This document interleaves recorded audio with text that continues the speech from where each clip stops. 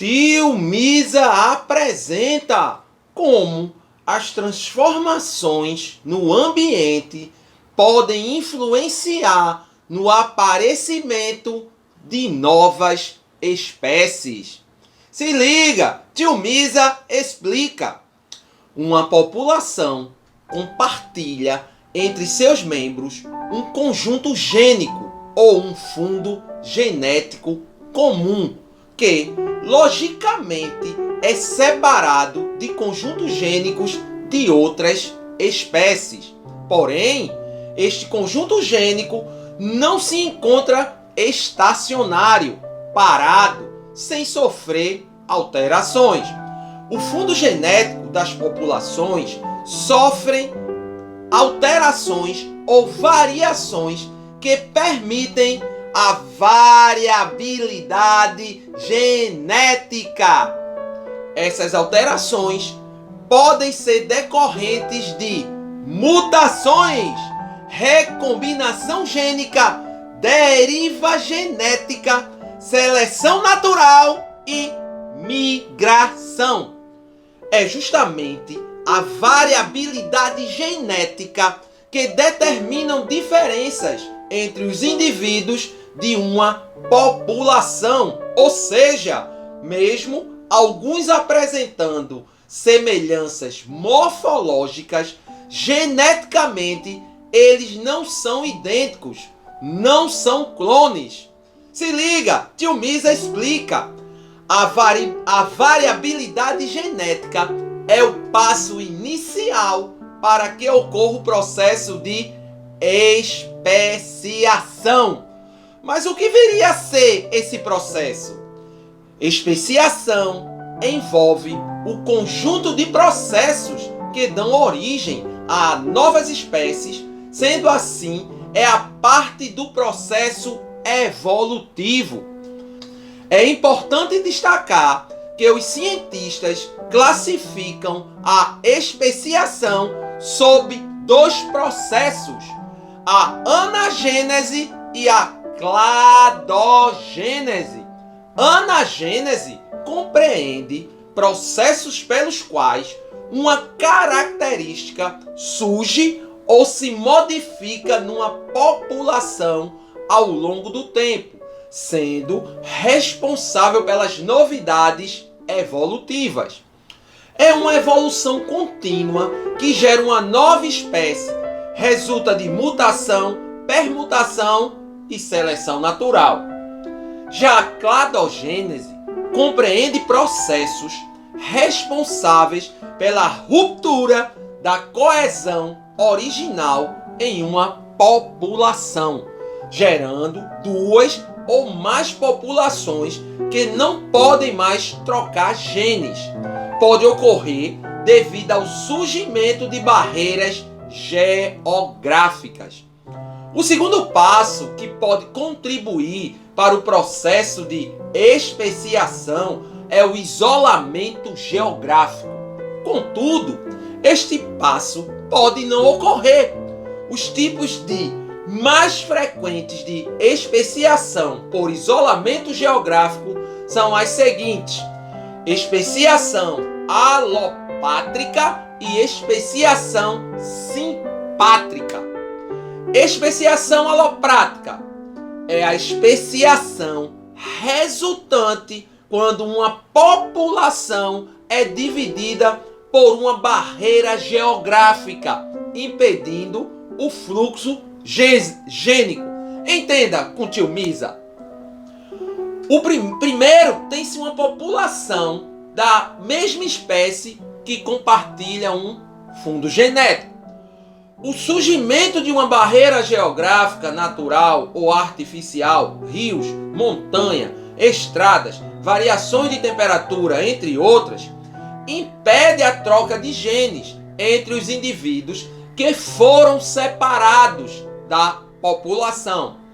Devido às mutações, adaptação e a condições ambientais diferentes, o fundo genético de cada grupo separado de um indivíduo vai se alterando.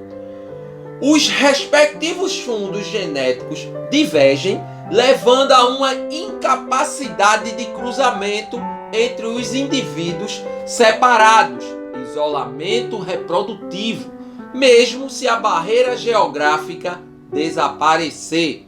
Assim, da mesma população, formaram-se duas espécies distintas. Tudo bem? E aí, se liga!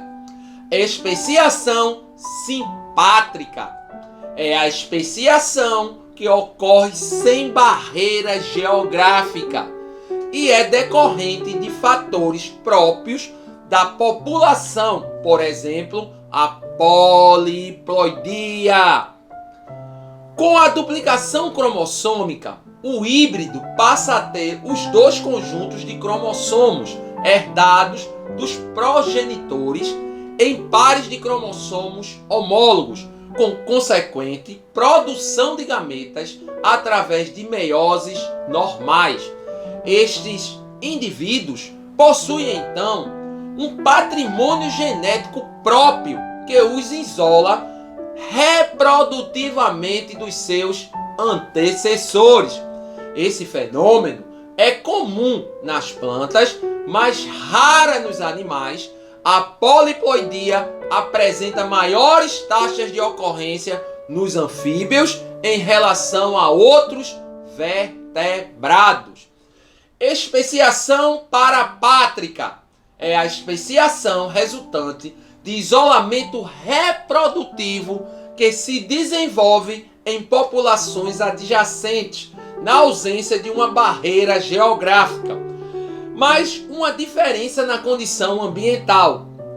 A seleção natural atua muito mais fortemente que o fluxo gênico.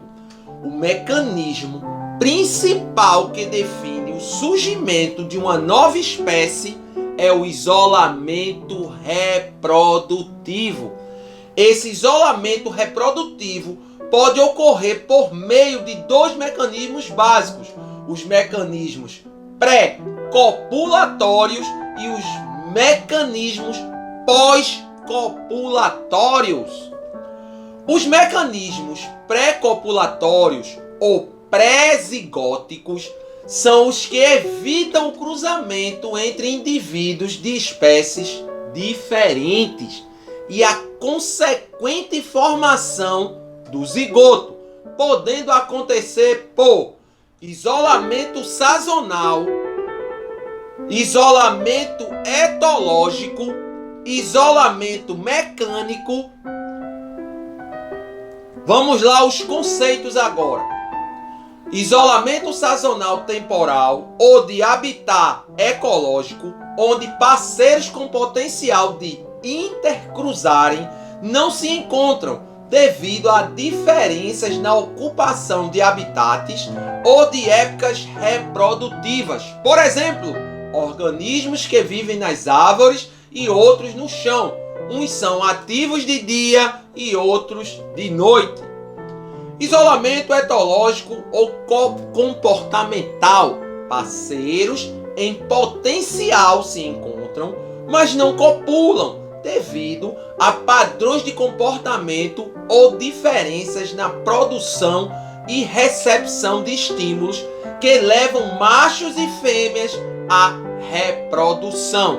Existem principalmente nos vertebrados, em particular nas aves, embora também sejam conhecidos em insetos. Isolamento mecânico ocorre a tentativa de cópula, mas não há transferência de gametas, podendo ser devido à diferença nos órgãos reprodutores. É um mecanismo importante entre artrópodes com genitálias rígidas e exoesqueleto, mas também existem gastrópodes e anelídeos hermafroditas.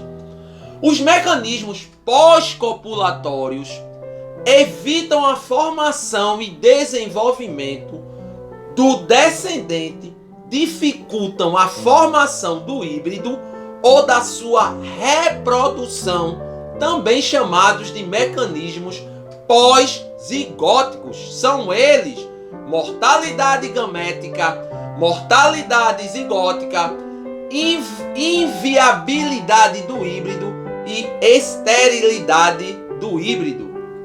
Vamos lá aos conceitos. Mortalidade gamética.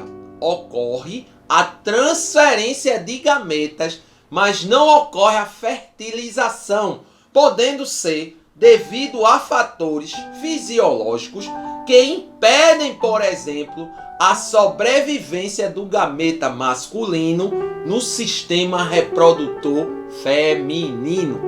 Este processo existe em mosca do gênero Drosophila, mosca da fruta, e é muito comum em peixes, devido ao fato de os gametas se unirem na água. Mortalidade zigótica. Ocorre a fertilização, mas o zigoto morre. Esta morte pode ser causada pela inviabilidade do zigoto, acarretando irregularidade no seu desenvolvimento. Este processo também é muito comum em peixes com fecundação externa, pois facilmente os gametas se misturam e a incompatibilidade genética impede o desenvolvimento do zigoto. Inviabilidade do híbrido. O zigoto sobrevive, mas o híbrido é inviável devido à inferioridade adaptativa. Por exemplo, menor eficiência para reprodução. Esterilidade do híbrido. Híbridos viáveis, mas parcialmente ou totalmente estéreis. Tal esterilidade pode ser causada devido à presença de gônadas anormais ou problemas decorrentes de meiose anômala. Populações reprodutivamente isoladas passarão a ter a história evolutiva própria e independente de outras populações. Não havendo troca de genes com populações de outras espécies, todos os fatores evolutivos que atuam sobre populações de uma espécie terão a resposta própria. Dessa forma, o isolamento reprodutivo explica não apenas a origem das espécies, mas também a grande diversidade do mundo biológico.